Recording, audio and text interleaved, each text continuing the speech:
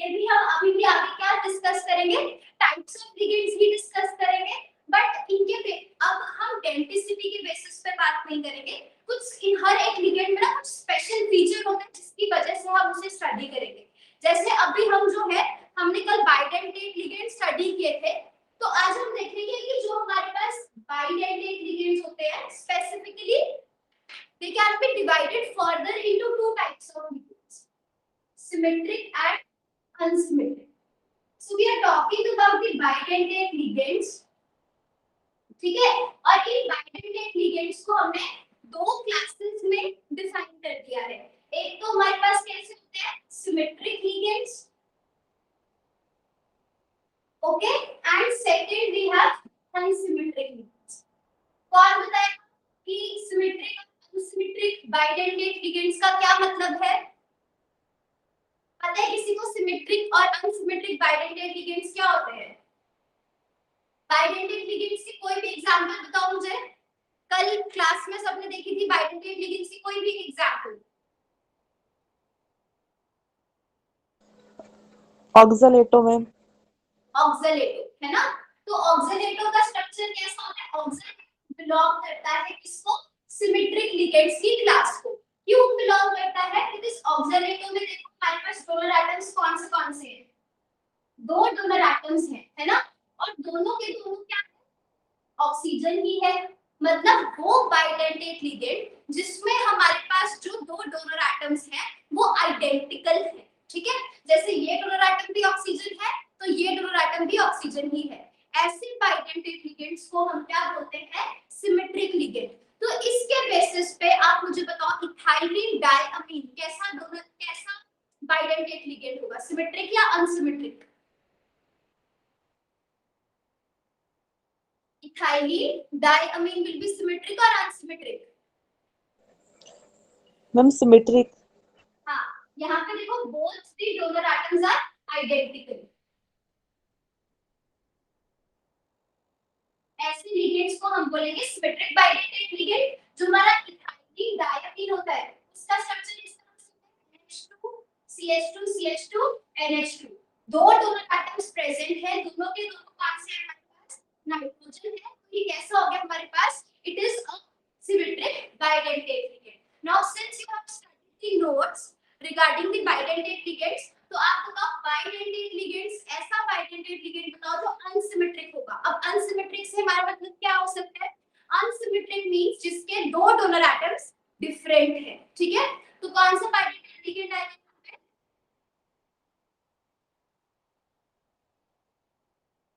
हाँ जी बताओ। Glycinato. Glycinato का स्ट्रक्चर क्या है? What is glycinato? ग्लाइसिनेटो का स्ट्रक्चर होता है NH2 CH2 COO नेगेटिव।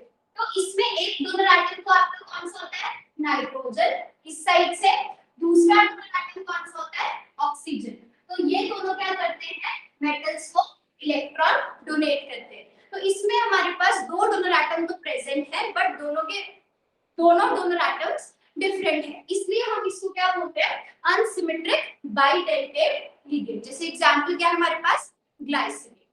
तो अब डाइमिथाइल डाइऑक्साइड के बारे में अगर मैं आपसे पूछूं तो डाइमिथाइल डाइऑक्साइड सिमेट्रिक होगा या अनसिमेट्रिक?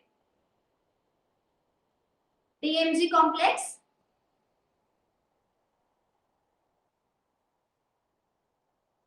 अच्छे से नहीं किया, इतना पॉइंट समझ आ गया सबको? ऑक्सीडेटिव और इथाइलिक डाइऑक्साइड सिमेट्रिक है। कैसे सिमेट्रिक है ये समझ आ गया? करना मुमताज दोनों को। Bhupinder yes ma'am. ओके, तो अभी हम इसकी डेफिनेशन लिखते हैं। Write down the definition of symmetric bidentate ligands. Symmetric bidentate ligands. The bidentate ligands that have similar या same donor atoms, same donor atoms, ठीक है। एग्जाम्पल जैसे मैंने आपको बताया क्या ऑक्सिलेट हो सकता है, इथाइलिन डायमीन हो सकता है, डाइमिथाइल डाइऑक्साइड भी क्या हो जाएगा हमारे पास सिमेट्रिक बाइडेंटेट लिगेंड। इसी तरह से अनसिमेट्रिक लिगेंड कौन से हो जाएगा हमारे पास, unsymmetric ligands are those ligands which have different donor atoms, which have different, या आप ऐसे लिख सकते हो which have two different donor atoms, which have two different donor atoms. Example जैसे हमने देखा भी ग्लाइसिनेट, ग्लाइसिनेटों की एब्रिविएशन क्या होती है GLY, ठीक है ग्लाइसिनेट। नेक्स्ट जो हमने स्टडी करना है that is regarding the ambidentate ligands, ambidentate ligands, और ये इंपॉर्टेंट है, ठीक है सबको आता होगा एम्बिडेंटेड लिगेंड्स क्या होते हैं, एनीवन एम्बिडेंटेड लिगेंड्स मोनोडेंटेट होते हैं बाइडेंटेट, किसी को पता है एम्बिडेंटेट कैसे होंगे, मोनोडेंटेट होंगे या बाइडेंटेट, Monodentate. हाँ these are monodentate ligands। तो हम क्या बोलते हैं ऐसे monodentate ligands हैं जिनके पास एक्चुअल में डोनर एटम्स हमारे पास दो होंगे, ठीक है जैसे फॉर एग्जांपल हम बात करें नाइट्रो की, तो नाइट्रो में हमारे पास ना एक तो ये ऑक्सीजन एटम है जो कि डोनर एटम की तरह बिहेव कर सकता है, और उसके पास एक यहाँ से नाइट्रोजन भी प्रेजेंट है which can also behave as donor atom. पर एक टाइम पे एक मोमेंट पे इन दोनों में से नाइट्रोजन और ऑक्सीजन में से कोई एक ही डोनर एटम की तरह बिहेव कर सकता है, ठीक है तो मान लो अगर यहाँ पे इस केस में हमारे पास नाइट्रोजन ने एज डोनर एटम बिहेव किया तो हम इसको क्या बोलेंगे कि दिस इज नाइट्रो, ठीक है या हम क्या बोलेंगे कापा नाइट्रोजन। कापा नाइट्रोजन का मतलब क्या है, इसमें हम ये बताना चाह रहे हैं कि नाइट्रो जो आपका NO2 लिगेंड है उसका नाइट्रोजन जो है वो डोनर एटम बिहेव कर रहा है और वो क्या कर रहा है मेटल के साथ बॉन्ड बना रहा है। तो ये कैसा हुआ मोनोडेंटेट हुआ, चाहे इसके पास दो डोनर एटम है पर एक टाइम पे सिर्फ एक ही डोनर एटम बिहेव करेगा। और दूसरा केस क्या हो सकता है nitrogen will not behave donor atom but यहां से ऑक्सीजन मेटल को इलेक्ट्रॉन्स डोनेट करेगा, तो इस केस में क्या हो गया oxygen is behaving as the donor atom, या तो नाइट्रोजन देगा या ऑक्सीजन देगा, एक ही टाइम पे दोनों नहीं दे सकते। इसका मतलब ऐसी सिचुएशन कभी अराइज नहीं कर सकती, या इस तरह से नहीं कहेंगे हम, या ऐसी सिचुएशन कभी नहीं हो सकती कि नाइट्रोजन भी मेटल को डोनेट कर रहा है और ऑक्सीजन भी यहां से मेटल को इलेक्ट्रॉन्स डोनेट कर रहा है, दैट इज नॉट पॉसिबल, ठीक है। और इसकी कोई एग्जांपल किसी को याद हो तो एक तो अच्छा इसको हम और क्या बोल सकते हैं this ligand is called as ये वाला जिसमें हमारे पास ऑक्सीजन डोनर एटम है तो उसे हम क्या बोलेंगे नाइट्राइटो, और this will be called as kappa oxygen. मतलब क्या है कि इसमें ऑक्सीजन हमारा एज डोनर एटम बिहेव कर रहा है, ठीक है। और कोई एग्जांपल किसी को याद है एम्बिडेंटेड लिगेंड की, साइनाइड एंड आइसोसाइनाइड है ना, तो साइनाइड में हमारे पास क्या होता है अगर तो कार्बन एज बिहेव करता है तो हम क्या बोलते हैं इसको we call it as cyanide. तो एक्चुअल में इसमें क्या है हमारे पास दो एटम्स प्रेजेंट है, ठीक है नाइट्रोजन भी है और ऑक्सीजन भी, नाइट्रोजन भी है और कार्बन भी है। जब तो कार्बन बिहेव करेगा एज डोनर एटम तो हम इसे बोलेंगे साइनाइड, अगर इसमें नाइट्रोजन बिहेव कर रहा है एज डोनर एटम तो इसको हम क्या बोलेंगे आइसो, ठीक है। दो डोनर एटम्स प्रेजेंट होने चाहिए बट एक टाइम पे दोनों में से कोई एक ही एज डोनर एटम बिहेव करेगा, ऐसे लिगेंड्स को हम क्या बोलते हैं एम्बिडेंटेड लिगेंड्स। ये पॉइंट सबको समझ आ गया what are ambidentate ligands.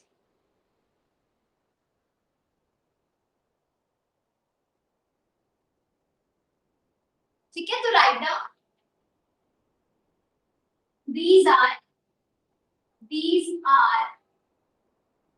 monodentate, these are monodentate ligands which have donor atoms, which have two donor atoms, but can coordinate to the metal, cation via only one donor atom, at a time. तो इनको हम क्या बोलते हैं? Ambidentate ligands. ठीक है, definition note कर लो, सभी इंपॉर्टेंट है। और अगर यहाँ पे इस डेफिनेशन में या इन एग्जांपल्स में कहीं पे कोई डाउट है तो अभी डिस्कस कर लो।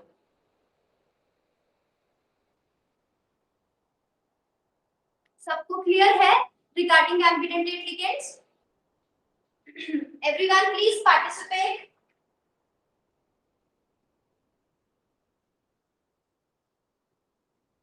Yes, ma'am. ओके, डेफिनेशन लिख ली सबने? तब कर दूं?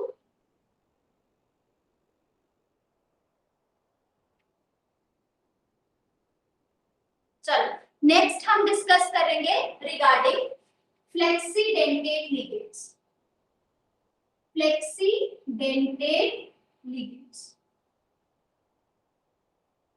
सो एम्बिडेंटेड लिगेंड सबने सुना होगा, ठीक है, जिसमें हमारे पास दो डोनर एटम्स होते हैं, एक टाइम पे एक डोनेट करेगा। पर फ्लेक्सीडेंटेड का मतलब क्या होता है? ठीक है, फ्लेक्सीडेंटेड का मतलब ये होता है, जैसे मोनोडेंटेड में क्या था हमारे पास, एम्बिडेंटेड में सॉरी, इसमें हमारे पास दो डोनर एटम्स प्रेजेंट थे, पर एक टाइम पे दोनों में से कोई ना कोई एक ही डोनेट करता था। यहाँ इस केस में क्या होगा, हमारे पास डोनर एटम्स दो होंगे, जैसे एग्जांपल लेके चलो कार्बोनेट।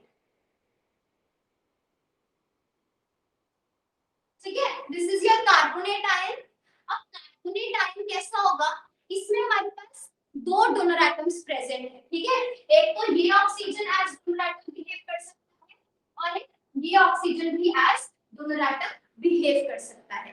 फ्लेक्सीडेंटेड हम उन लिगेंड्स को बोलेंगे जो मोनोडेंटेड की तरह भी बिहेव कर सकते हैं और साथ के साथ बाइडेंटेड की तरह भी बिहेव कर सकते हैं। ठीक है, इसका मतलब क्या है, जैसे आपका मान लो क्रोमियम के साथ, क्रोमियम हमारा मेटल है और कार्बोनेट हमारा लिगेंड है, एंड लिगेंड का क्या काम है, क्रोमियम के वेकेट ऑर्बिटल्स में इलेक्ट्रॉन्स को डोनेट करना। तो मान लो यहाँ पे मैं क्रोमियम एज मेटल लेके चल रही हूँ और यहाँ से सिर्फ ये वाला जो ऑक्सीजन था उसने क्रोमियम के वेकेट ऑर्बिटल्स में इलेक्ट्रॉन्स डोनेट किए। तो यहाँ इस लिगेंड को मैं क्या बोलूंगी, क्या ये मोनोडेंटेट है या बाइडेंटेट है?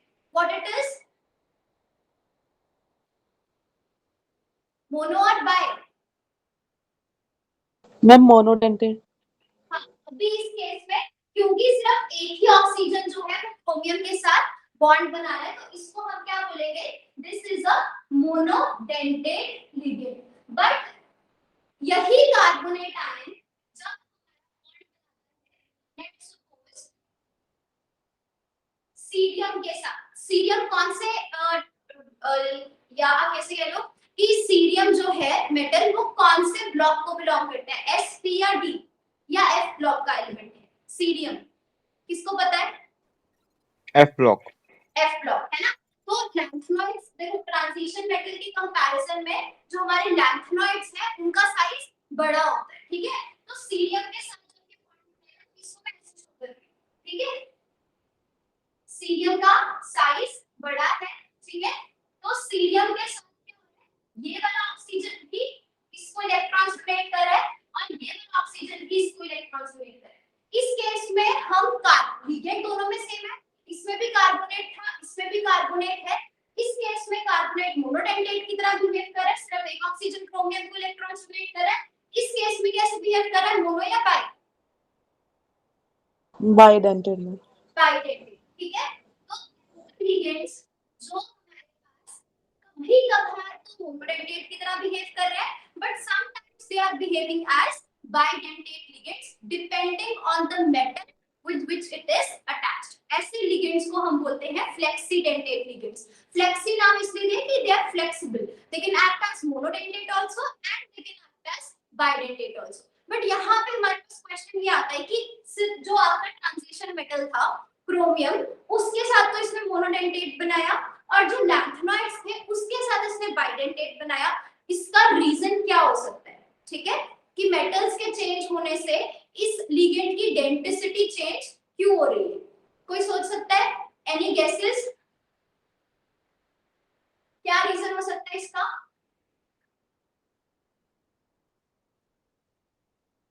सी हियर क्रोमियम, यहाँ पे हमारे पास क्रोमियम प्रेजेंट था। मैंने अभी बताया ट्रांजिशन एलिमेंट्स का साइज छोटा होता है ना? तो उस केस में क्या होगा, मान लो क्रोमियम के साथ कार्बोनेट ने बॉन्ड बनाना है, तो हम क्या करेंगे, क्रोमियम का साइज बहुत छोटा है, तो दो ऑक्सीजन, जैसे मान लो ये आपका क्रोमियम एलिमेंट प्रेजेंट है, अब दो ऑक्सीजन्स को यहाँ पे क्रोमियम के साथ, दोनों ऑक्सीजन्स को इकट्ठे ही अगर क्रोमियम के साथ बॉन्ड बनाना है, तो इनको क्या करना पड़ेगा, ये ऐसे क्लोज आना पड़ेगा, ये ऐसे है ना आपका स्ट्रक्चर, इसको ऐसे अंदर की तरफ आना पड़ेगा, ताकि क्योंकि क्रोमियम का साइज छोटा है, तो ये क्या करेंगे, दोनों एक साथ क्रोमियम को भी इलेक्ट्रॉन्स डोनेट करना चाहते हैं, तो ये थोड़े अंदर की तरफ शिफ्ट होंगे इस तरह से। अभी स्ट्रक्चर आपका ऐसा है, इसके साथ बॉन्ड बनाने के लिए दोनों ऑक्सीजन अंदर की तरफ ऐसे शिफ्ट होंगे, और फिर ये इसको इलेक्ट्रॉन्स डोनेट करेंगे, है ना? तो उसकी वजह से क्या होता है, यहाँ पे जो रिंग बनती है ना, उसका साइज छोटा हो जाता है। एंड हमें पता है कि जो स्मॉल साइज रिंग्स होती हैं, दे आर नॉट स्टेबल, है ना, रिंग स्ट्रेन की वजह से, तो ये स्ट्रक्चर इतना स्टेबल नहीं बनता। इस वजह से कार्बोनेट लिगेंड अगर उसकी सराउंडिंग में स्मॉल साइज्ड एलिमेंट प्रेजेंट है, स्मॉल साइज्ड मेटल प्रेजेंट है, तो उसके साथ ये एक ही बॉन्ड बनाना पसंद करता है, ताकि रिंग बने ही ना, है ना? तो ये ऐसा बॉन्ड नहीं बनाएगा, ये ऑक्सीजन एटम्स अपनी ही जगह पे रहेंगे, पर क्रोमियम क्या करेगा, इसके साथ अटैच हो जाएगा, इनमें से किसी एक ऑक्सीजन के साथ। बट इस केस में हमारे पास क्या हो रहा है, इस केस में क्रोमियम जो आप मेटल ले रहे हो that is cerium, cerium is large sized, तो जो दो ऑक्सीजन एटम्स हैं उनको आपस में ये ऐसे दूर ही रहेंगे तो भी काम चल जाएगा, उनको ऐसे पास नहीं आना पड़ेगा, रिंग का साइज छोटा नहीं होना पड़ेगा, तो ये रिंग जो बन रही है that will be stable. Okay, therefore they can donate simultaneously to oxygen, दो लोन पे डोनेट कर सकते हैं, that is why they behave as bidentate. ये पॉइंट क्लियर है सबको? शुभम, भूपेंद्र, करुणा, सबको क्लियर है? Yes, ma'am. Yes, ma'am. ठीक है, तो और इसकी काफी एग्जांपल्स हैं हमारे पास फ्लेक्सीडेंटेट लिगेंड्स की, जैसे वी कैन हैव एक एग्जांपल हमने डिस्कस किया कार्बोनेट, इसके अलावा नाइट्रेट हो सकता है,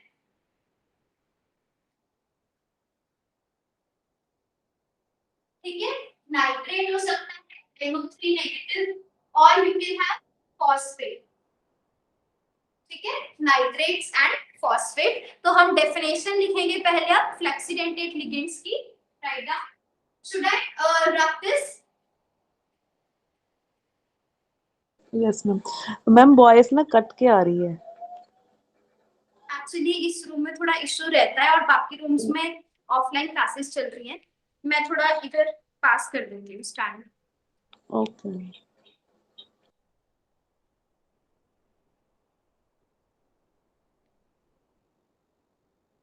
ज्यादा तो नहीं कट रही आवाज? No, ma'am. थोड़ी। अभी ये रब कर दूं?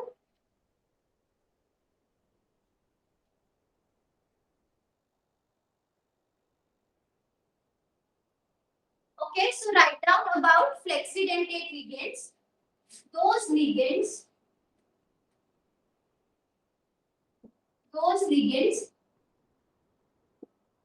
that can behave as monodentate as well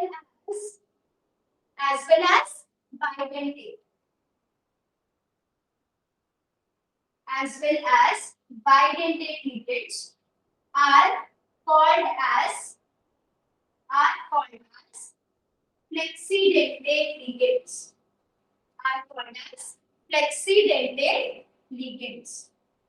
ठीक है, एग्जाम्पल क्या हो सकता है, अभी हमने देखा कार्बोनेट आयंस हो सकते हैं, नाइट्रेट आयन हो सकता है, फॉस्फेट आयंस हो सकते हैं, ठीक है, एसीटेट भी हो सकता है। बस आपको याद रखना है कि ये सारे they will behave as monodentate with transition metals, monodentate with transition metals, and bidentate with lanthanoids and actinides. Lanthanoids and actinides. तो इनको हम क्या बोलते हैं? Flexidentate ligands. ठीक है.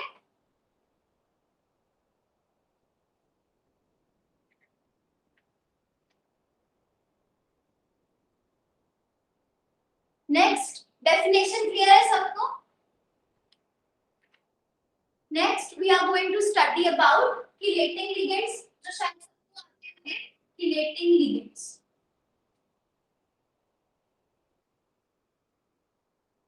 आज हम ये भी स्टडी करेंगे कि किलेटिंग लिगेंड्स जो कॉम्प्लेक्स बनाते हैं मेटल्स के साथ. शायद सबने सुना होगा किलेटिंग लिगेंड्स के जितने भी कॉम्प्लेक्सेस बनते हैं मेटल्स के साथ, they are very much stable. But what is the reason behind the stability of these chelates complex?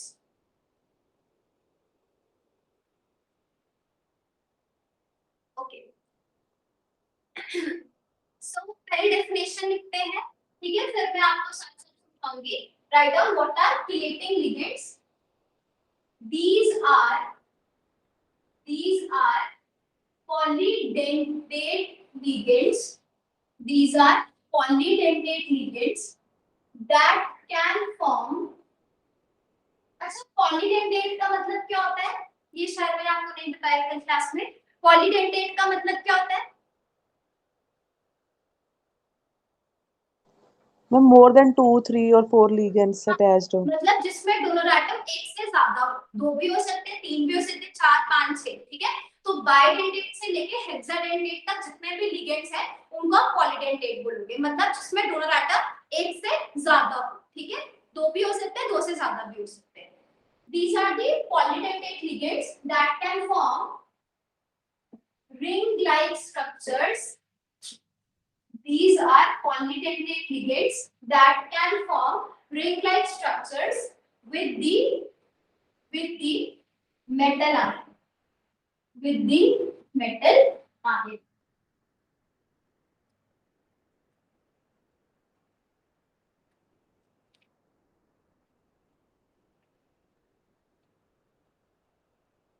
The structures formed, right now, the structures formed,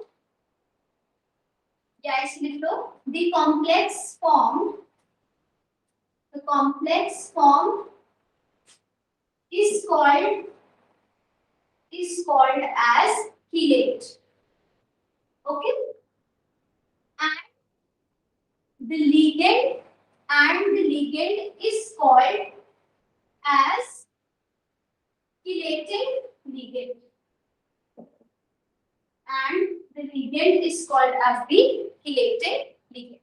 अब हम समझते हैं इसका मतलब क्या है. हमने पहली लाइन में लिखा कि these are the polydentate ligands. तो हम polydentate ligand में से कोई भी एक एग्जांपल उठा लेंगे. जैसे bidentate में हमने इथाइलिन डायमीन पढ़ा था, तो उसकी एग्जांपल हम लेके चलते हैं. That was ethylene diamine is NH2 CH2 CH2 NH2. अब ये भी as डोनर एटम बिहेव कर सकता है और ये भी as डोनर एटम बिहेव कर सकता है. बाइडेंटेट है तो जो भी आपका मेटल होगा उसके साथ ये दोनों क्या करेंगे, इस तरह से कोऑर्डिनेट बॉन्ड बनाएंगे. तो इस एक ligand which is a polydentate ligand, जैसे ही इसने अपने नाइट्रोजन्स को, अपने लोन पेयर्स को मेटल के साथ, मेटल के पास डोनेट किया, उस वजह से इस कोऑर्डिनेट बॉन्ड के बनने की वजह से, इन दो कोऑर्डिनेट बॉन्ड्स के बनने की वजह से यहाँ पर एक रिंग बन गई. ऐसे पॉलीडेंटेट लिगेंड्स, या वैसे तो हर पॉलीडेंटेट लिगेंड ऐसा करेगा ही. जब पॉलीडेंटेट लिगेंड्स मेटल के साथ कोऑर्डिनेट बॉन्ड्स के वाया अटैच्ड होते हैं तो वो क्या बनाते हैं, रिंग स्ट्रक्चर्स बनाते हैं, रिंग्स बनाते हैं. तो इस वजह से ऐसे लिगेंड्स को हम बोलते हैं किलेटिंग लिगेंड्स. और ये जो कॉम्प्लेक्स बनता है, कॉम्प्लेक्स कैसे बनेगा, जब इस मेटल का कोऑर्डिनेशन नंबर कंप्लीट होगा. जैसे मान लो अभी ये क्या था, ये इथाइलिन डायमीन का पहला लिगेंड था, है ना. ऐसे ही एक और इथाइलिन डायमीन हम ले सकते हैं. जैसे for example you have this way NH2 CH2 CH2 NH2. ठीक है, तो ये क्या हो गया आपका दूसरा लिगेंड था और ये सेकंड रिंग बन गई। इसी तरह से हमारे पास क्या हो सकता है, we can have another polydentate ligand ethylene diamine, और वो क्या करेगा, जब ये इसको इलेक्ट्रॉन स्प्रेड करेगा तो यहाँ से ये हमारे पास थर्ड रिंग बन गई। ऐसे कॉम्प्लेक्स, ये कॉम्प्लेक्स बन गया ना, मेटल के साथ 3 लिगेंड्स अटैच्ड हैं, ये हमारा कॉम्प्लेक्स बन गया। और ऐसे लिगेंड्स को हम क्या बोलेंगे, these are called as chelating ligands, जो कि रिंग लाइक स्ट्रक्चर्स बनाते हैं मेटल के साथ। और इन कॉम्प्लेक्सेस को हम क्या बोलेंगे, these are called as chelates, and chelates are more stable, chelates are more stable than simple complexes. Chelates are more stable than simple complexes. Now what do we mean by this statement? अगर यहाँ पे हम एक simple complex की बात करें, इसका मतलब जहाँ पे पॉलीडेंटेट लिगेंड नहीं है और जहाँ पे रिंग लाइक स्ट्रक्चर नहीं बनते। जैसे फॉर एग्जांपल मैंने क्या किया, मेटल के साथ सिंपली 6 अमोनियम मॉलिक्यूल्स अटैच कर दिए, ठीक है, NH3, इसी तरह से we have 6 ammonia molecules attached with the metal ion. So here in this case ammonia is a monodentate ligand, and monodentate होने की वजह से ये कभी भी रिंग लाइक स्ट्रक्चर मेटल के साथ नहीं बना सकता। ऐसे कॉम्प्लेक्सेस को हम सिंपल बोलेंगे। सिंपल कॉम्प्लेक्सेस की कंपैरिजन में जो हमारे चेलेट्स होते हैं दे आर मोर स्टेबल, ठीक है, तो हम क्या बोलेंगे, इसकी स्टेबिलिटी सिंपल कॉम्प्लेक्स से ज्यादा होती है। यहाँ तक इसका रीजन क्या है कि why they are more stable, we are going to discuss that also, but यहाँ तक सबको सारे पॉइंट्स क्लियर है। chelating ligand क्या होता है, chelates क्या होते हैं, and they are more stable. Everyone? Yes, ma'am. Yes, ma'am. Okay. अच्छा, अब हमने डिस्कस करना है कि ये ज्यादा स्टेबल क्यों होते हैं।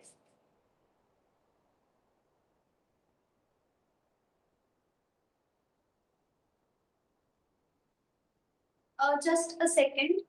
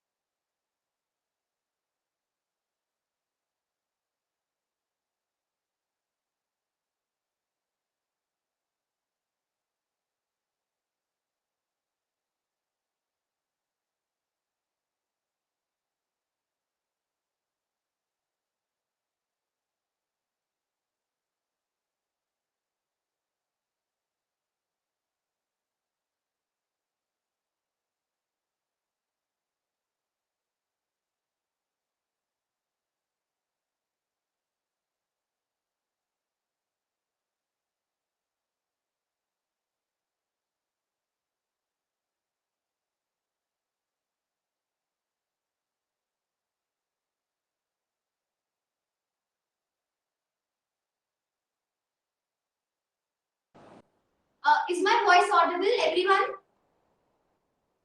Yes, ma'am. तो देखो, जब भी ना इसको समझने से पहले हमें क्या चीज समझनी है, that we have to understand कि कोऑर्डिनेशन कॉम्प्लेक्सेस बनते कैसे हैं। ओके, बनते कैसे हैं उसका हम क्या करते हैं, जैसे मान लो आपको क्या करना है, let's suppose you have to form this particular complex, cobalt का हेक्साअमीन कॉम्प्लेक्स हमें प्रिपेयर करना है, ठीक है। तो इसके लिए ना हम सिंपली ये नहीं कर सकते कि हमने कोबाल्ट ले लिया और साथ में अमोनिया ले लिया, उसको मिक्स कर दिया और हमारे पास क्या बन जाएगा, कोबाल्ट का अमीन के साथ कॉम्प्लेक्स। नहीं, ऐसा नहीं होगा।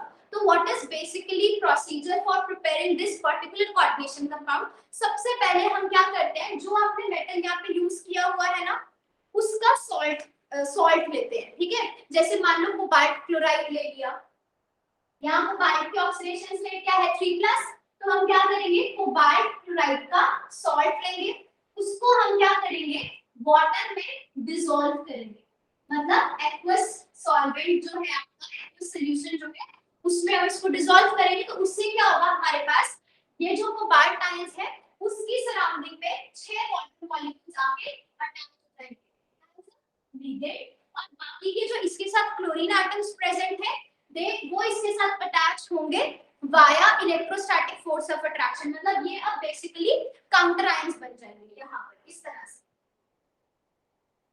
ठीक है। तो पहले तो ये बनेगा, फिर हम क्या करेंगे, फिर इसमें हम अमोनिया ऐड करेंगे।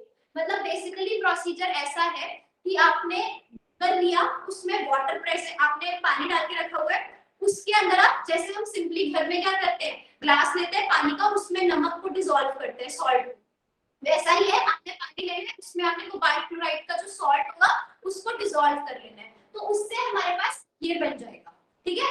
एंड फिर हमने इसमें क्या करना है, अमोनिया ऐड करना है। जैसे आप इसमें अमोनिया ऐड करते हो तो धीरे धीरे क्या होगा, एक एक करके वाटर मॉलिक्यूल रिमूव होता जाएगा कोऑर्डिनेशन स्फीयर में से, और उसकी जगह पे अमोनिया आके अटैच हो जाएगा, ठीक है। तो यहाँ पे हमारे पास क्या बन गया, कोबाल्ट का हेक्साअमीन कॉम्प्लेक्स, कोबाल्ट का hexaammine complex with and counter ion वही रहेगा हमारे पास क्लोरीन। इस तरह से कोऑर्डिनेशन कंपाउंड्स बनते हैं, ठीक है। तो अब अगर यहाँ पे जो कोऑर्डिनेशन कंपाउंड बन रहा है ये सिंपल कॉम्प्लेक्स है, ठीक है, it is a simple complex.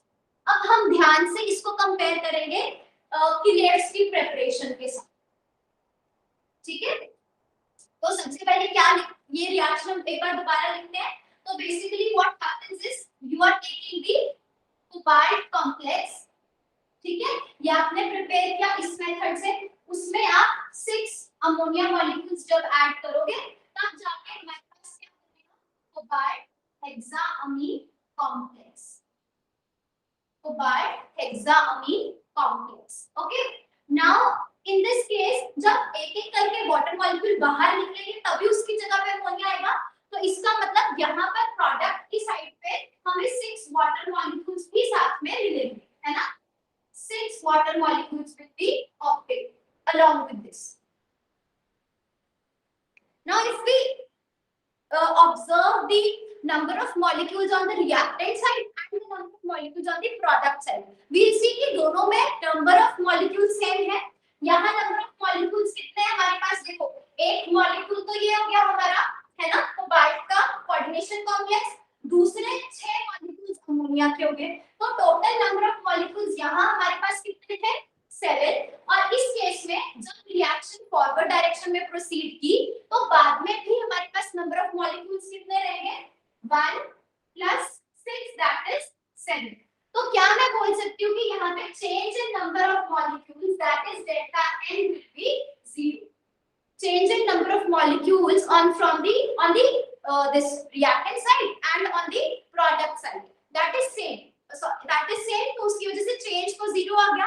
पर अगर मैं यहाँ पे बात करूँ, यहाँ पर सिंपल कॉम्प्लेक्स बनाने की जगह अगर हम किलेट बनाने की कोशिश करें तो किलेट्स कैसे बनेंगे, हम यही कॉम्प्लेक्स लेंगे कोबाल्ट का, that is cobalt aqua complex, ठीक है, और उसके साथ यहाँ पर 6 अमोनिया मॉलिक्यूल्स की जगह यहाँ पे मैं क्या ले रही हूँ, 3 ethylene diamine molecules, 3 ethylene diamine molecules. तो उससे क्या होगा, एक एक करके वाटर मॉलिक्यूल्स बाहर निकलेंगे और उसकी जगह पे इथाइलिन डायमीन मॉलिक्यूल्स आके अटैच हो जाएंगे, ठीक है। तो we will get cobalt ethylene diamine thrice Cl3 + 6H2।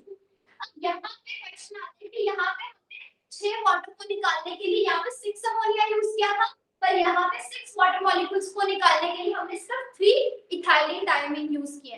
तो उसका रीजन क्या है हमारे पास कि 3 इथाइलिन डायमीन के मॉलिक्यूल्स काफी है for maintaining the coordination number 6, है ना। जैसे कोबाल्ट का जब अमीन के साथ कॉम्प्लेक्स बनता है तो आपको इस तरह से 6 अमोनिया मॉलिक्यूल्स कम से कम लेने पड़ते हैं, है ना। पर यहाँ इस केस में हमारे पास क्या है, अगर मैं इथाइलिन डायमीन की बात करूं तो उस केस में हमारे पास क्या होगा, अगर मैं 3 इथाइलिन, ये एक पहला इथाइलिन का मॉलिक्यूल, पहला, दूसरा इथाइलिन डायमीन का मॉलिक्यूल और ये तीसरा इथाइलिन डायमीन का मॉलिक्यूल, तो यहाँ पे 3 ही इथाइलिन डायमीन के मॉलिक्यूल सफिशिएंट है for maintaining the coordination number that will be 6 in this case। तो coordination number यहाँ पे कितना आएगा, 6, क्योंकि coordination number की definition मैंने कल बताई थी, it is not the number of ligands, है ना, attached with the metal, it is number of donor atoms which are attached with the metal। तो यहाँ पे भी donor atoms 6 है total और यहाँ पे भी donor atoms 6 ही है in total। तो यहाँ पे coordination number यहाँ पे भी 6 है, यहाँ पे भी 6 है, पर यहाँ कोऑर्डिनेशन नंबर 6 मेंटेन करने के लिए आपको 6 अमोनिया मॉलिक्यूल्स यूज करने पड़ रहे थे। यहाँ कोऑर्डिनेशन नंबर 6 मेंटेन करने के लिए हमें 3 इथाइलिन डाइमीन के मॉलिक्यूल्स भी सफिशिएंट लगते हैं, ठीक है। तो इस वजह से यहाँ पे 6 नहीं, हम 3 इथाइलिन डाइमीन मॉलिक्यूल यूज करेंगे। तो उस वजह से यहाँ पे change in number of molecules क्या हो जाएगा, n on the reactant side is 1 plus 3, that is 4, and number of molecules now on the product side is 1 plus 6, that is 7, ठीक है, 4 and 7। तो क्या यहाँ पे change in number of molecules positive होगा?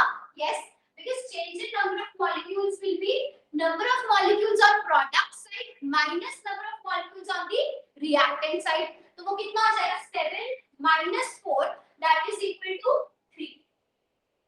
यहाँ तक किसी भी पॉइंट पे किसी को कोई डाउट है? करुणा क्लियर हो गया? मुमताज? Yes ma'am. सबको क्लियर हो गया? हाँ जी, क्लियर है? Yes ma'am. ओके, सो इससे क्या होगा, हमने ये सब कुछ स्टडी तो किया है, इससे हमारे पास हम कैसे बता सकते हैं कि रिलेट्स ज्यादा स्टेबल है? उसका रीजन हमारे पास ये है कि जब तो सिंपल कॉम्प्लेक्स बनता है तब there is in this case, अच्छा एंट्रोपी पता है सबको? एंट्रोपी क्या होती है? Entropy means randomness.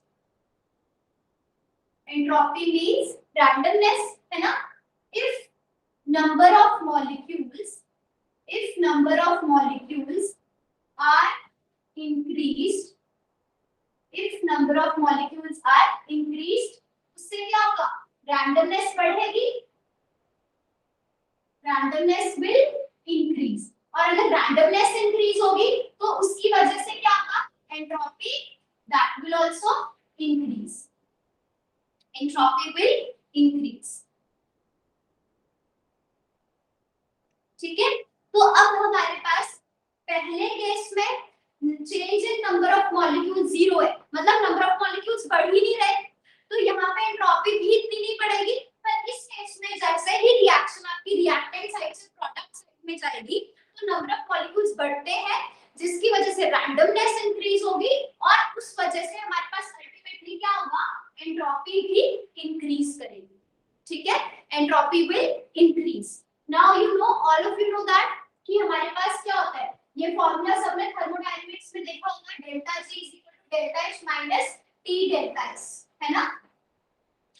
अगर हमारे पास एंट्रोपी की वैल्यू इंक्रीज हो रही है तो उसकी वजह से ये जो पूरी टर्म है minus T delta S, that will become more negative, जिसकी वजह से जो आपकी गिब्स फ्री एनर्जी की वैल्यू है वो भी क्या हो जाएगी, मोर नेगेटिव। और हमें पता है अगर किसी गिब्स फ्री एनर्जी जो है हमारे पास वो स्टेबिलिटी से रिलेट करते हैं, जितनी ज्यादा गिब्स फ्री एनर्जी नेगेटिव होगी उतना ज्यादा हमारे पास कॉम्प्लेक्स स्टेबल होगा, क्योंकि जितनी ज्यादा गिब्स फ्री एनर्जी नेगेटिव होती है इक्विलिब्रियम कांस्टेंट की वैल्यू उतनी ज्यादा हाई होती है, ठीक है। तो इससे हम क्या कंक्लूड कर सकते हैं, that because of the increase in the number of the molecules, entropy of the system is increased, क्योंकि एंट्रोपी सिस्टम की बढ़ती है उसकी वजह से गिब्स फ्री एनर्जी ज्यादा नेगेटिव हो जाती है, and because of that particular reason, क्योंकि गिब्स फ्री एनर्जी नेगेटिव ज्यादा हो रही है, जो आपका कॉम्प्लेक्स बन रहा है that will be more stable as compared to the simple complex. इस पॉइंट तक सब चीजों सबको क्लियर है everyone? Yes ma'am. Okay, so you can write now, ये रब कर दूं नीचे, पोर्शन सबने नोट कर लिया? Yes ma'am.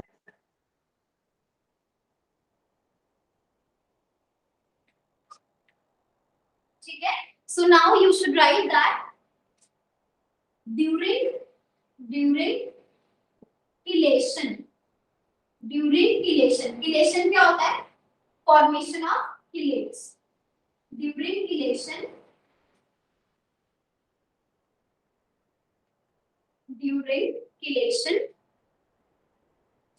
entropy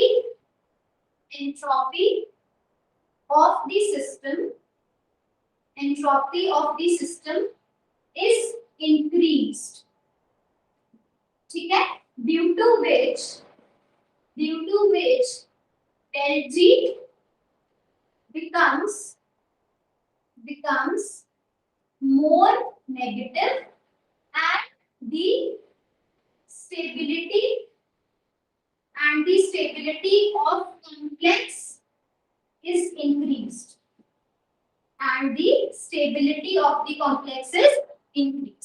ठीक है,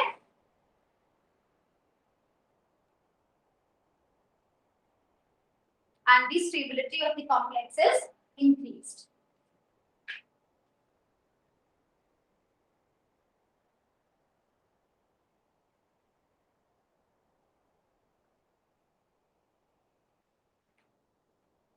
So if any time from now the question is asked that why are chelates more stable, तो उसका रीजन क्या है? क्योंकि जब chelates बनते हैं तो सिस्टम की एंट्रोपी इंक्रीज होती है, जिसकी वजह से स्टेबिलिटी आती है सिस्टम में. ठीक है,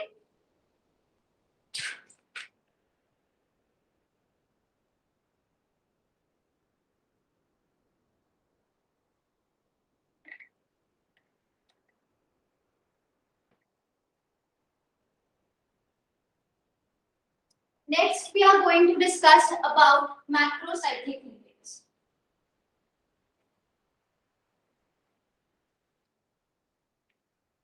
Macrocyclic ligands.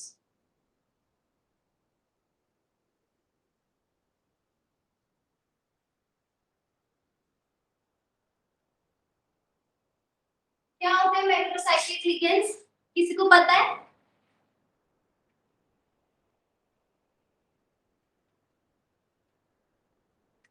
What are macrocyclic ligands? So पहले इसकी डेफिनेशन लिखते हैं, फिर मैं इसको आपको समझाऊंगी. Write down, these are cyclic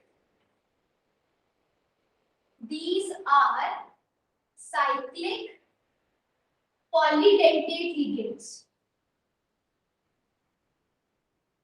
These are cyclic polydentate ligands. देखो ऐसा लगता है ये तो किलेटिंग लिगेंड जैसी बात कर रहे हैं, पर ऐसा नहीं है. किलेटिंग लिगेंड्स हमारे पास क्या होते हैं? ये वो लिगेंड्स हैं, किलेटिंग लिगेंड्स पॉलीडेंटेट तो होते हैं पर वो साइक्लिक नहीं होते. एक बार जब वो मेटल के साथ बॉन्ड बना ले तब वो रिंग बनाते हैं. यही होता है ना हमारे पास. अगर मैं आपसे पूछूंगी इथाइलिन डायमीन, तो हम ये बोलेंगे कि जो इथाइलिन डायमीन है NH2CH2CH2NH2 ये पॉलीडेंटेट है या नहीं? तो आप बोलोगे हाँ, पर क्या इसका स्ट्रक्चर पॉलीडेंटेट तो है ना, क्योंकि इट इज बाइडेंटेट. पर क्या इसका स्ट्रक्चर साइक्लिक है? सिर्फ इसका लिगेंड का. तो लिगेंड का स्ट्रक्चर साइक्लिक नहीं है, ओपन स्ट्रक्चर है. एक बार जब तक ये मेटल के साथ बॉन्ड नहीं बनाता तब तक ये हमारे पास क्या रहेगा? नॉन साइक्लिक ही रहेगा, है ना. तो अब हमारे पास यहाँ पे क्या हो रहा है? एक बार इसने मेटल के साथ बॉन्ड बनाया तब जाके ये साइक्लिक हुआ. अदरवाइज पहले ये कैसा था? NH2CH2CH2NH2. अभी कैसा है? It is polydentate acyclic structure. But macrocyclic के बारे में क्या लिखा है? मैक्रोसाइक्लिक के बारे में हमने लिखा कि these are cyclic as well as polydentate. मतलब polydentate तो है ही है, they are as well as cyclic. ऐसा नहीं कि मेटल के साथ बॉन्ड बनाने पर ये रिंग बनाएंगे. एग्जांपल जैसे for example you can write down porphyrin. porphyrin का नाम सुना है सबने? क्या होती है porphyrin रिंग? होती है. क्या होती है porphyrin ring? Anyone? What is a porphyrin ring? Haemoglobin के बारे में सबने सुना है. हीमोग्लोबिन में हमारे पास क्या होता है? Haemoglobin is composed of two parts, haem and globin, है ना. तो वो जो उसका हीम पोर्शन होता है उसमें क्या प्रेजेंट होता है? मेटल प्रेजेंट होता है, आयरन प्रेजेंट होता है, और उस आयरन की सराउंडिंग में जो लिगेंड प्रेजेंट होता है that is basically porphyrin ring. तो जो आपका हीम पोर्शन है मैं अब उसका स्ट्रक्चर बनाने जा रही हूं. हीमोग्लोबिन में जो हीम होता है ना उसका स्ट्रक्चर, उसमें क्या होता है? आपके पास heme is comprised of iron. आप लिख सकते हो इसको हीम हमारे पास जो है that is iron plus porphyrin ring. Iron plus porphyrin ring. ठीक है. तो मोइटी होती है हमारे पास।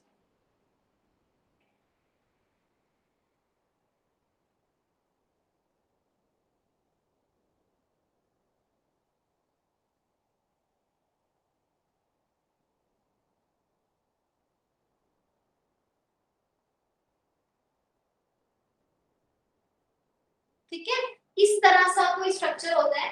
अगर मैं इसके डबल बॉन्ड्स की बात करूं तो इसमें 11 कॉन्जुगेटेड डबल बॉन्ड्स होते हैं जो हम बायो ऑर्गेनिक में पढ़ेंगे।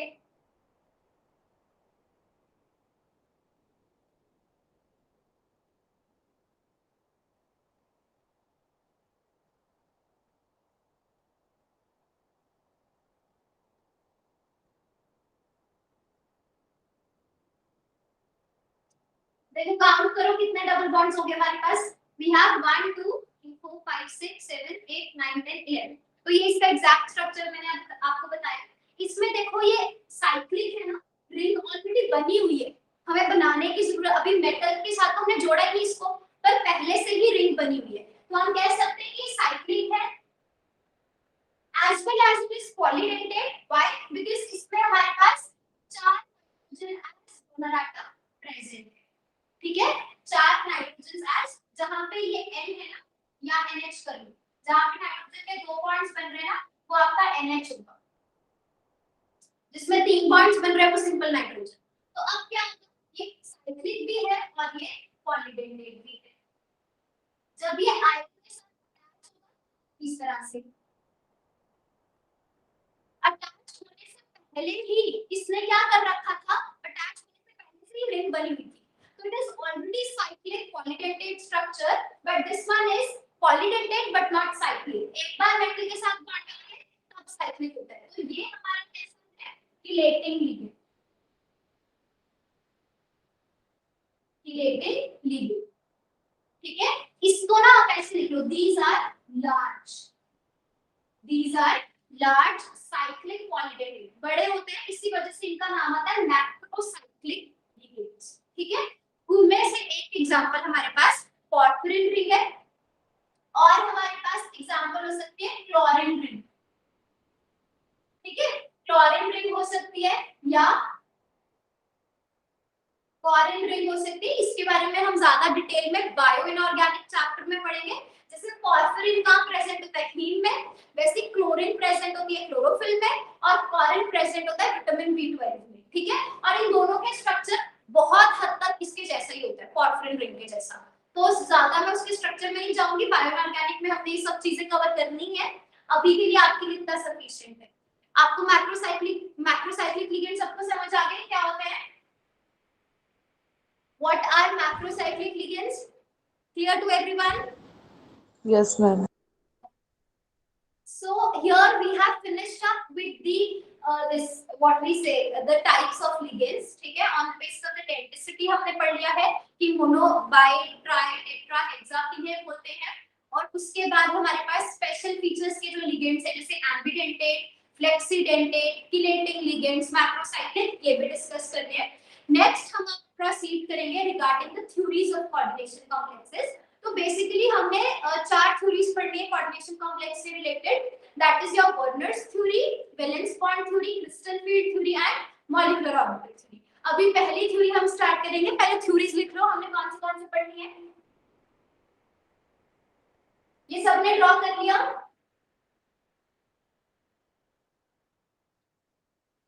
Yes, ma'am.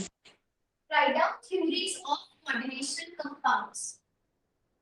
Theories of coordination compounds.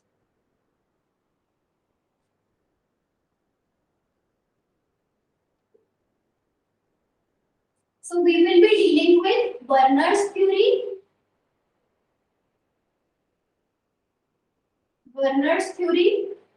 valence bond theory,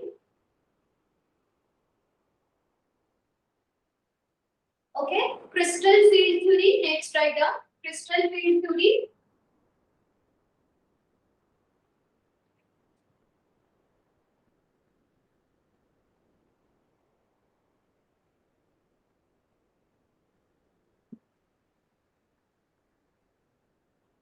last molecular orbital.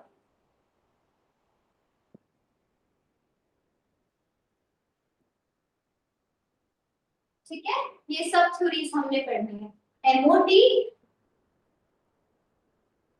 CFT, BBT and the basic theory which is the Werner's theory. सबसे पहले हम स्टार्ट करेंगे फ्रॉम वर्नर्स थ्योरी, ठीक है।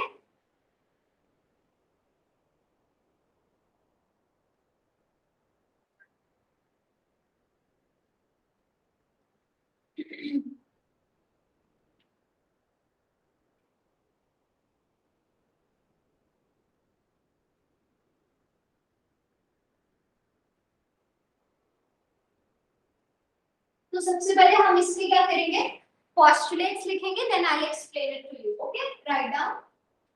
According to Werner, there exists two types of valencies. There exist two types of valencies. कौन सी? Primary valency and secondary valency. Primary valency and secondary valency. ठीक है, primary valency and secondary valency. So write down, primary valency is the number one. Primary valency is the oxidation state of metal ion, whereas secondary valency is the coordination number of central metal ion. ठीक है, पहले फटाफट से postulates लिख लेते हैं, ठीक है, फिर मैं एक एक करके आपको सारे पोस्टुलेट्स का मतलब भी समझा दूंगी। सेकंड हमारे पास क्या होता है, primary valency is ionic, primary valency is non directional, ठीक है, it is represented by dotted lines, can be satisfied by anions only, and it is ionizable. नीचे तक विजिबल है सबको? इसके कॉरेस्पॉन्डिंग हमारे पास सेकेंडरी वैलेंसी क्या होती है, अगर ये आयनिक है तो सेकेंडरी वैलेंसी हमारे पास कैसी होती है, it is covalent in nature. If this is not directional, secondary valency will be directional in nature. हम देखेंगे डायरेक्शनल वर्ड का यहाँ मतलब क्या है. This is represented by dotted lines, whereas secondary valency it can be represented by solid lines as well as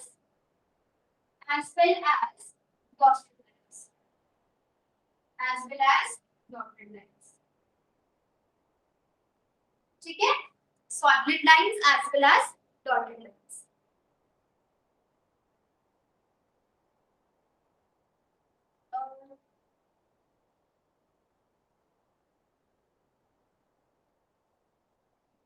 Next, it is satisfied by anions as well as neutral ligand, and it is non-ionizing. ठीक है, तो 6 points of differences हमें याद होने चाहिए. इसका क्या कहते हैं, एक बार फटाफट से ये 6 पॉइंट्स नोट कर लो, फिर हम एक एक करके इनको एक्सप्लेन करते हैं. नीचे तक विजिबल है ना last word, ionisable and non ionisable, सबको क्लियर है नीचे तक?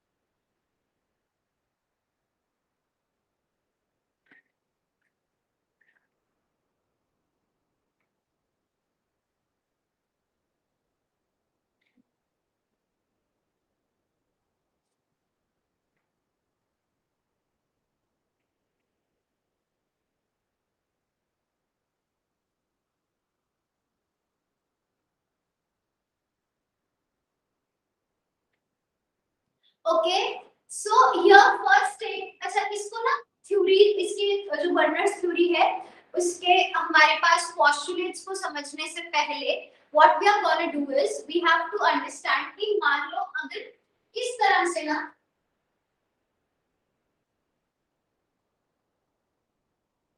मान लो इस तरह से आपको कोई कॉम्प्लेक्स गिवन है, ठीक है, तो आप कैसे पता लगाओगे, जैसे हम लिखते हैं ना कोऑर्डिनेशन कंपाउंड्स को एनक्लोज करते स्क्वायर ब्रैकेट्स के अंदर, तो जब भी ऐसे कोई आपको कंपाउंड गिवन हो तो आपने सबसे पहले क्या करना है, इसको इस फॉर्म में लिखना है जिसमें स्क्वायर ब्रैकेट्स के अंदर तो आपका मेटल आए, साथ में उसके लिगेंड्स प्रेजेंट हो और स्क्वायर ब्रैकेट के बाहर आपका क्या प्रेजेंट हो, काउंटर आए। तो जब भी ऐसा करके कोई कॉम्प्लेक्स गिवन हो आपको, cobalt chloride dot 6 ammonia, you have to convert it into this form. How can you convert it into this form? आपको हमेशा एक पॉइंट याद रखना है, दो तरह के लिगेंड्स होते हैं, मैंने आपको कल भी बताया था, न्यूट्रल लिगेंड्स जिन पे कोई चार्ज नहीं होता, नेगेटिवली चार्ज लिगेंड्स जैसे कि क्लोराइड। तो सबसे पहले आप क्या करोगे, जितने भी आपके पास न्यूट्रल लिगेंड्स है उन सबको अपने कोऑर्डिनेशन स्फीयर के अंदर ही रखना है। जैसे मान लो आपके पास 6 अमोनिया है, तो हम 6 के 6 अमोनिया मॉलिक्यूल्स को क्या करेंगे, कोऑर्डिनेशन स्फीयर के अंदर रखेंगे। अब आपको पता है 6 का मतलब ऑक्टाहेड्रल कॉम्प्लेक्स बन गया, इससे ज्यादा के लिगेंड्स को आपने इसमें ऐड नहीं करने, तो जितने भी आपके बाकी के लिगेंड्स बचेंगे 3 क्लोरीन, वो कहां जाएंगे, they will come outside the coordination sphere as a counter ion. पर मान लो आपके पास किस तरह से कॉम्प्लेक्स है, कोबाल्ट अमोनिया, इसको जब आप दूसरे फॉर्म में कन्वर्ट करोगे तो कैसे करोगे, सबसे पहले आपने कोऑर्डिनेशन स्फीयर बना लेना है, इसमें कोबाल्ट प्रेजेंट है हमारे पास, और सबसे पहले जितने भी न्यूट्रल मॉलिक्यूल्स हैं सबके सबको आपने क्या करना है, कोऑर्डिनेशन स्फीयर के अंदर रखना है। तो यहाँ पे हमारे पास 5 अमोनिया मॉलिक्यूल्स कोऑर्डिनेशन स्फीयर के अंदर आ जाएंगे, पर 5 से हमारा ऑक्टाहेड्रल कॉम्प्लेक्स कंप्लीट नहीं हुआ, हमें यहाँ पे एक और लिगेंड चाहिए, तो 3 क्लोरीन एटम्स जो यहाँ प्रेजेंट है उनमें से कोई एक क्लोरीन एटम को हम क्या करेंगे, कोऑर्डिनेशन स्फीयर के अंदर रख देंगे ऐसे, ताकि हमारा कोऑर्डिनेशन नंबर 6 अब कंप्लीट हो जाए। तो 3 में से एक तो हमने कोऑर्डिनेशन स्फीयर के अंदर रख लिया, बाकी के जो 2 क्लोरीन एटम्स बचेंगे उनको हम क्या करेंगे, कोऑर्डिनेशन स्फीयर के बाहर पुट कर देंगे, तो ये बन गया Cl। इस तरह से आपको कन्वर्ट करना है। ऐसे अगर आपके पास cobalt trichloride dot 4 ammonia molecules, तो हम कैसे लिखेंगे इसको, कोबाल्ट NH3 4 Cl2 Cl, इस फॉर्म में आपको लिखना आना चाहिए, it is very important. Okay, now next हमने बताया पहली चीज, प्राइमरी वैलेंसी बर्नर के अकॉर्डिंग क्या होती है, it is the oxidation state of the metal ion, whereas the secondary valency means it is the coordination number of the central metal ion। अब मान लो आपको इस तरह से कॉम्प्लेक्स गिवन था, पहला कॉम्प्लेक्स आपको बताना था बर्नर के अकॉर्डिंग इसकी प्राइमरी वैलेंसी क्या है और बर्नर के अकॉर्डिंग इसकी सेकेंडरी वैलेंसी क्या है, तो आप फाइंड कर सकते हो इस कॉम्प्लेक्स को, पहले आप इस फॉर्म में कन्वर्ट कर लेना, अब यहाँ से इसकी ऑक्सीडेशन स्टेट निकाल लेना और यहाँ से इसका कोऑर्डिनेशन नंबर निकालना है। तो ऑक्सीडेशन स्टेट आई होप सबको आती है फाइंड करनी, कैसे फाइंड करोगे, कितनी आएगी की ऑक्सीडेशन स्टेट इस केस में, +3 मैम। हाँ +3, ठीक है। एक बार अगर किसी को नहीं आती तो मैं आपको निकाल के फाइंड करके बताती हूँ, ठीक है।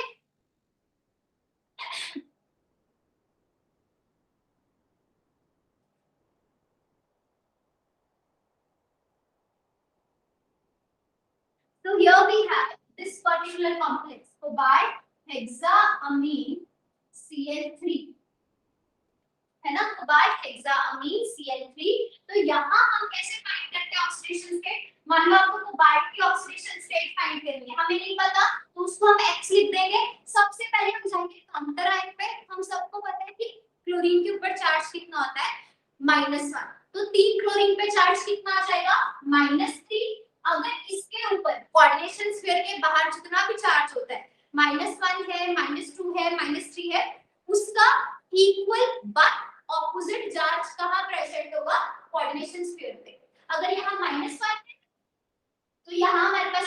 कितना आ जाएगा +1, अगर यहाँ -2 है तो यहाँ चार्ज कितना आ जाएगा +2, यहाँ -3 है तो यहाँ चार्ज +3।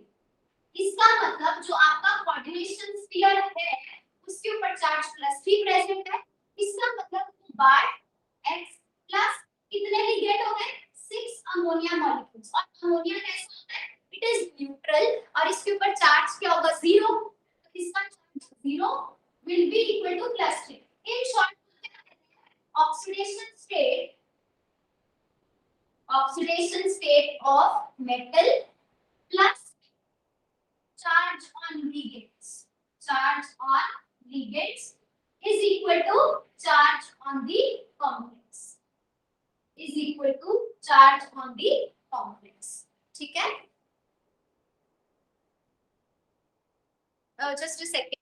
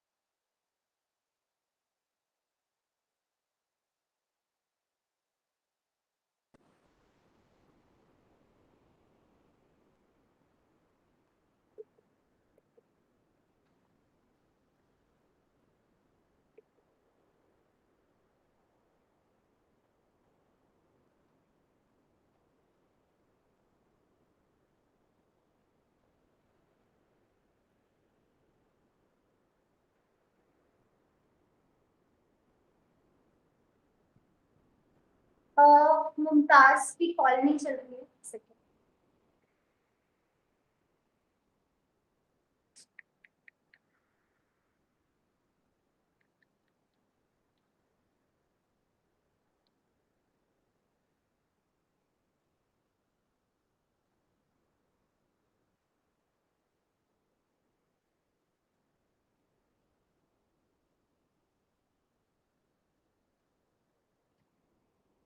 बोर्ड विजिबल है सबको एवरीवन?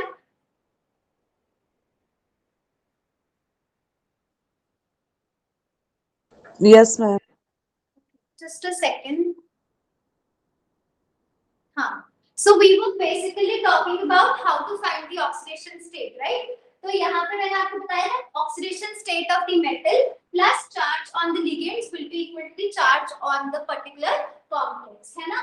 तो हमारे पास क्या हो जाएगा यहाँ पे चार्ज हमारे पास इसकी हेल्प से हम क्या निकालेंगे ऑक्सीडेशन स्टेट, जो कि हमारे पास कितनी आएगी x की वैल्यू फाइंड करो कितनी आ जाएगी x will be equal to plus, ठीक है। तो x हमारे पास क्या हो जाएगा that will be +3। तो that means we can say primary valency is equal to oxidation state, ठीक है, which is equal to 3 in this case। Value आई ना हमारे पास प्राइमरी वैलेंसी की वैल्यू कितनी है हमारे पास +3, ठीक है।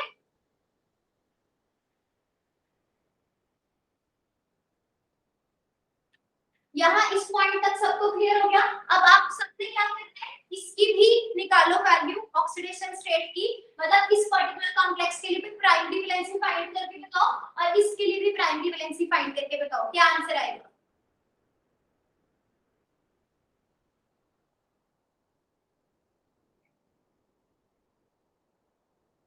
क्या आ रही है प्राइमरी वैलेंसी दोनों केसेस में नीचे वाले?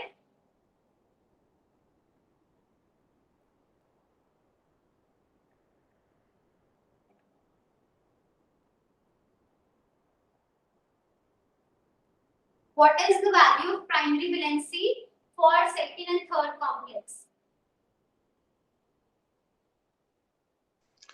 +3 हाँ मैम +3 हाँ, दोनों के लिए, तीनों के लिए इनफैक्ट हमारे पास प्राइमरी वैलेंसी हर केस में हमारे पास क्या है 3 ठीक है। तो एक बार ये सीएसआर नेट में भी क्वेश्चन आया था, ये 3 कॉम्प्लेक्सेस गिवन थे आपको और उसमें पूछा गया था कि आपके पास इन तीनों कॉम्प्लेक्सेस के लिए प्राइमरी वैलेंसी की वैल्यू क्या है, तो all of them it is 3 हमें चार्ज नहीं देखना, ऐसे यहाँ पे देखेंगे तो यहाँ पे चार्ज +3 है, यहाँ चार्ज +2 है, यहाँ चार्ज +1 है।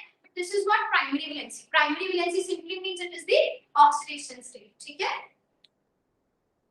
Next हमने देखा secondary valency किसको बोलते हैं? Secondary valency is defined as the coordination number. तो coordination number का हम सबको मैंने बता दिया था कि coordination number क्या होता है? It's the number of donor atoms which are attached to the metal.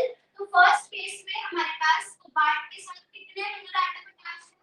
6 donor atoms attached हैं। इस केस में coordination number कितना होगा? 6।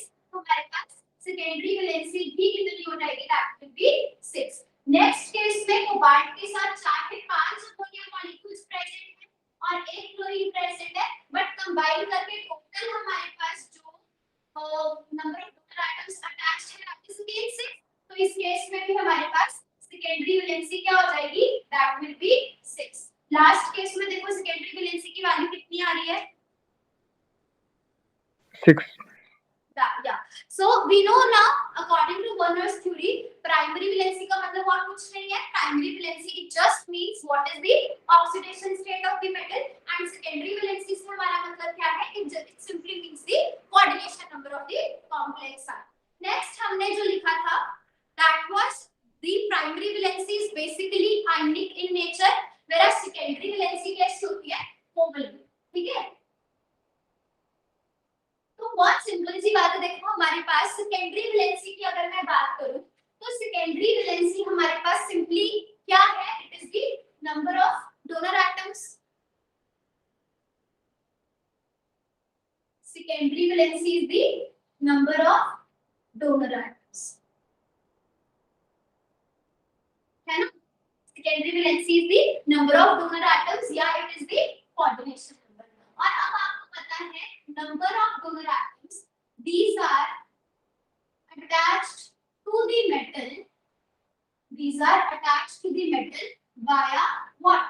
Coordinate bond. ठीक है, these are attached to the metal via coordinate bond or we can say via covalent bond. इस वजह से हम क्या बोलते हैं? इस वजह से because of this we say that secondary valency is covalent in nature. Secondary valency is covalent in nature. ठीक है।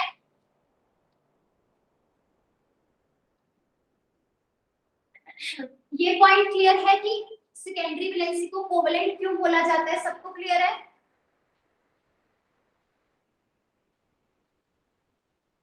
अब हम करेंगे कि प्राइमरी वैलेंसी जो है उसे हम आयनिक क्यों बोलते हैं? Why is primary valency known as ionic in nature? तो प्राइमरी वैलेंसी से हमारा मतलब क्या है?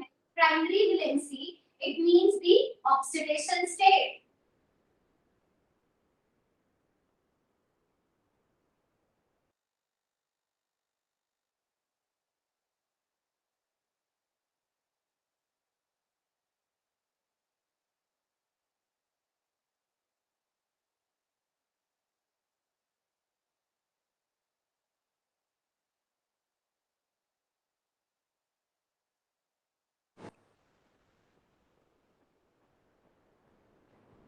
So here we are talking about primary valency which is the oxidation state, है ना। तो ऑक्सीडेशन स्टेट आप कैसे फाइंड करते हो? अगर मैं यहाँ पे लिख रही हूँ कोबाल्ट हेक्साअमीन और बाहर यहाँ पे लिख रही हूँ Cl3, ठीक है ना। तो हमारे पास क्या होगा? मुझे इसका ऑक्सीडेशन स्टेट फाइंड करना है। मैं कैसे फाइंड करती हूँ? उसके लिए मैं देखती हूँ मेरे काउंटर आयंस पे चार्ज कितना है। अगर मेरे काउंटर आयंस पे चार्ज -3 है तो इस पे चार्ज +3 आएगा, जिससे मैं x की वैल्यू फाइंड करूंगी जो कि मेरी प्राइमरी वैलेंसी है। इसका मतलब primary valency which is the oxidation state it will depend on the counter ion, it will depend on the charge on the counter ion। इसका मतलब काउंटर आयंस के साथ रिलेटेड है हमारी प्राइमरी वैलेंसी। अब काउंटर आयंस कैसे connected connected होते हैं मेटल के साथ, these are connected with the metal via ionic bond. देखो अमोनिया और क्लोराइड के बीच में तो कोवेलेंट बॉन्ड प्रेजेंट होता है, पर इसके बाहर जो क्लोरीन एटम्स प्रेजेंट हैं, जितने भी काउंटर आयंस होंगे, these are negatively charged, और ये मेटल के साथ कोवेलेंट बॉन्ड नहीं बनाते। ये कैसा बॉन्ड बनाते हैं? Ionic bond. ठीक है, तो हम इसको ऐसे ड्रॉ करेंगे कि हमारे पास कोबाल्ट के साथ 6 अमोनिया मॉलिक्यूल्स जो है वो कैसे प्रेजेंट है? कोवेलेंट बॉन्ड्स, बट बाकी के जो 3 क्लोरीन्स हैं, these are connected by ionic bonds. These are connected by ionic bonds. That is the reason we say कि जो हमारी प्राइमरी वैलेंसी है, primary valency is ionic in nature. Primary valency is ionic in nature. Is it clear to everyone? Karuna clear है? Yes, ma'am. Next हमने लिखा था directional और non directional के बारे में। तो डायरेक्शनल का हमारे पास मतलब क्या होता है? What do you mean by directional behavior? See, what is the point here? अगर मैं आपसे बात करूं कि मेरे पास जो सेकेंडरी वैलेंसी है, सेकेंडरी वैलेंसी इसका मतलब है कोऑर्डिनेशन नंबर। कोऑर्डिनेशन नंबर कितना है? 6 आ है। तो ये हमें ये समझाने की कोशिश कर रहे हैं कि आपका कॉम्प्लेक्स कैसा है, ऑक्टाहेड्रल। इसका मतलब तो ये बता रहे हैं कि लिगेंड्स की पोजीशन फिक्स्ड है ना। ऑक्टाहेड्रल इसमें हमें फिक्स्ड है कि एक लिगेंड ऊपर होगा, दूसरा लिगेंड नीचे होगा, एक लिगेंड इधर होगा, एक लिगेंड इधर, यहाँ। ये पोजीशन जो है लिगेंड्स की स्पेस के अंदर फिक्स हो जाती है जब आपका कोऑर्डिनेशन नंबर या आपकी सेकेंडरी वैलेंसी फिक्स हो जाए। अगर सेकेंडरी वैलेंसी 6 है, मतलब कोऑर्डिनेशन नंबर 6 है, तो जो लिगेंड्स की अरेंजमेंट है वो भी स्पेस के अंदर फिक्स हो जाती है। या हम क्या कह सकते हैं कि लिगेंड्स मेटल को कौन सी डायरेक्शन से अप्रोच करेंगे, कौन सी डायरेक्शन में मेटल के सराउंडिंग में लिगेंड्स प्रेजेंट है, वो फिक्स हो जाती है। इस वजह से हम क्या बोलते हैं, दैट कोऑर्डिनेशन नंबर या secondary valency is directional in nature. पर बाकी के जो आपकी प्राइमरी वैलेंसी है, जो कि काउंटर आयंस की वजह से आती है, जो काउंटर आयंस है वो तो अटैच्ड होते हैं इलेक्ट्रॉन्स, तो उनकी पोजीशन कोई फिक्स नहीं है। क्लोरीन यहां भी प्रेजेंट हो सकता है, दूसरा क्लोरीन इधर भी हो सकता है, ये क्लोरीन यहां, किसी भी क्लोरीन की पोजीशन फिक्स नहीं है, उसकी डायरेक्शन फिक्स नहीं है। इस वजह से हम क्या बोलते हैं, जो हमारी प्राइमरी वैलेंसी है that is non directional in nature. It is non-directional in nature. ये पॉइंट सबको क्लियर है एवरीवन?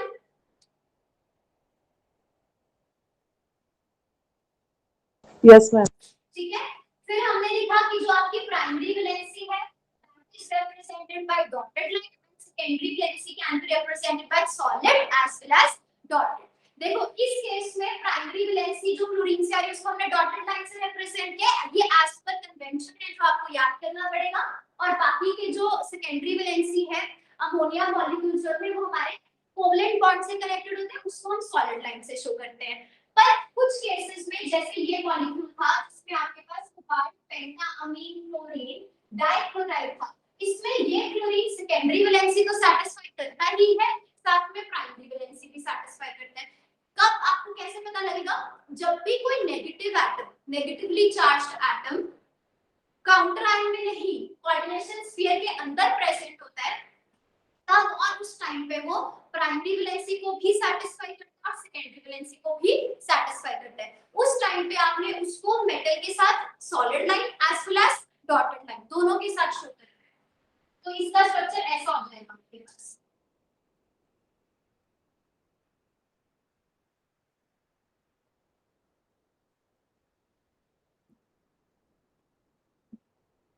ये chlorine, it is satisfying the primary as well as the secondary valency, so it will be it is shown by dotted as well as solid line। ठीक है, और जो आपकी secondary valency है मतलब कि कोऑर्डिनेशन नंबर, वो न्यूट्रल वाले भी और नेगेटिव वाले भी सैटिस्फाई कर सकते हैं, पर जो आपकी प्राइमरी वैलेंसी है which comes from the counter ions, this is satisfied only by anions। मतलब इसके बाहर कभी भी आप न्यूट्रल मॉलिक्यूल्स को नहीं रख सकते। कोऑर्डिनेशन स्फीयर के बाहर हमेशा हमारे पास नेगेटिवली चार्ज्ड आयंस ही प्रेजेंट होंगे, ठीक है। तो यहाँ पे हमने वर्नर्स थ्योरी कंप्लीट कर ली है। वर्नर्स थ्योरी आई होप सबको समझ आ गया है। फिर नेक्स्ट लेक्चर में हम वैलेंस बॉन्ड थ्योरी स्टार्ट करेंगे और वर्नर थ्योरी तक किसी भी पॉइंट में किसी भी टॉपिक पे आप में से किसी को कोई डाउट है आज के लेक्चर में? हम एक तो नेटवर्क सही कीजिए, आपकी वीडियो बार बार ऑन होती है ऑफ होती है, अब वॉइस भी बार बार कट होती है, दिक्कत आ जाती है। कोई बात नहीं, मैं आज एक बार सर से बात कर लूंगी। अगर हमारे पास दूसरा रूम है, अगर वहां पे अगली बार से वीडियो रिकॉर्ड हो सकती है तो वहां पे कर लिया करेंगे, ठीक है क्लास। अभी एक्चुअली आज के टाइम पे बाकी के 2-3 रूम सारे ऑक्यूपाइड थे ऑफलाइन क्लास के लिए, ठीक है। कंसंट्रेशन टूट जाती है मैम इन बिटवीन ना, फिर पढ़ने का मन नहीं करता। हाँ दिक्कत नहीं, हो मैं जाती वो आपकी बात समझ रही हूँ, ठीक है। बट डेफिनेटली नेक्स्ट क्लास में हम उस पे वर्क कर लेंगे, ओके। है। Okay ma'am. और किसी को कोई डाउट है? Anyone else?